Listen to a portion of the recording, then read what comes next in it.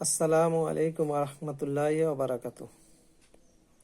আল্লাহ পাক মানুষের হেদায়েতের জন্য, দুনিয়া এবং আখিরাতের কল্যাণের জন্য কোরআন মাজিদ পাঠিয়েছেন। এই কোরআন মাজিদের 114টি সূরার মধ্যে 55 নম্বর সূরা আর রহমান 27 পারায় যার অবস্থান। আর রহমানের সূরা আর রহমানের আয়াত সংখ্যা 78টি। 78টি আয়াতের মধ্যে 31টি আয়াতে আল্লাহ বলেছিলেন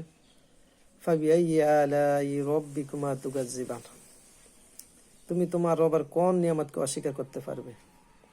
আল্লাহ পাক মানুষকে চ্যালেঞ্জ জুড়ে দিয়েছেন, তোমরা তোমার রবের কোনো নিয়ামতকে অস্বীকার করতে পারবে না। একটা মানুষ বেঁচে থাকার জন্য অনেকগুলো উপাদান দরকার। এর মধ্যে গুরুত্বপূর্ণ 3টি উপাদান এর কথা আমি বলবো। 1 নম্বর হচ্ছে অক্সিজেন। যেমন আমি কথা বলছি, শ্বাস প্রশ্বাস নিচ্ছি, এই অক্সিজেন আমরা ফ্রি পাচ্ছি, এর বিনিময়ে আল্লাহকে কোনো কিছু দিতে হচ্ছে না। একটা মানুষ 7 থেকে 6 মিনিট যদি অক্সিজেন না পায় তাহলে সে মারা যাবে। এটা আবহাওয়া এবং ব্যক্তির শারীরিক অবস্থান ভেদে কম বেশি হতে পারে, তবে গবেষকরা বলছে 7 থেকে 6 মিনিট।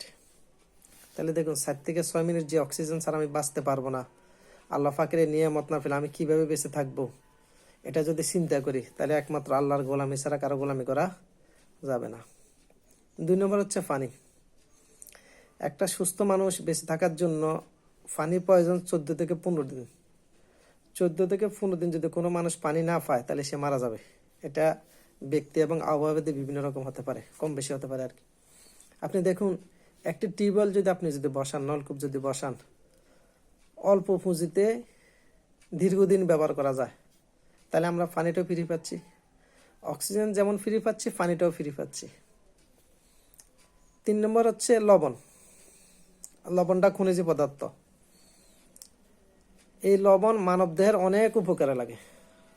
মানবদেহে যদি লবণের ঘাটতি অভাব দেখা দেয়, আমরা অনেক সময় বলি না যে মানুষ ঘুরে ফিরেছে, সেন্সলেস হয়ে গেছে, বলি না, তার মানে লবণের ঘাটতি হলো এরকম হয়।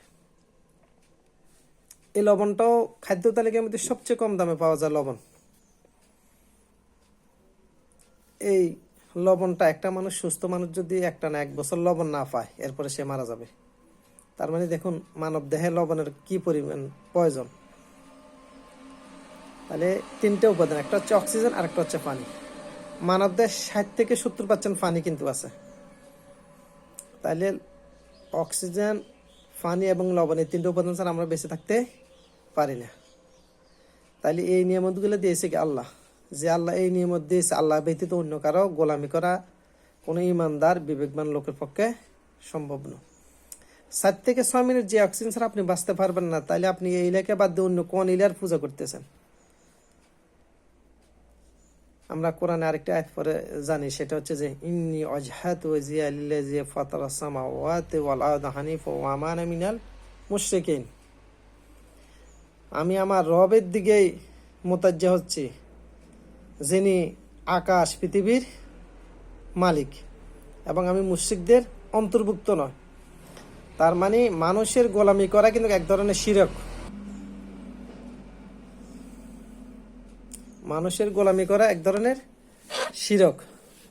তাহলে আপনি আল্লাহ বাদ দিয়ে অন্য কারো গোলামি করা শিরক, কিন্তু আপনি আবার নিজেকে মুসলমান দাবি করবেন, তা তো কখনো ঠিক নয়।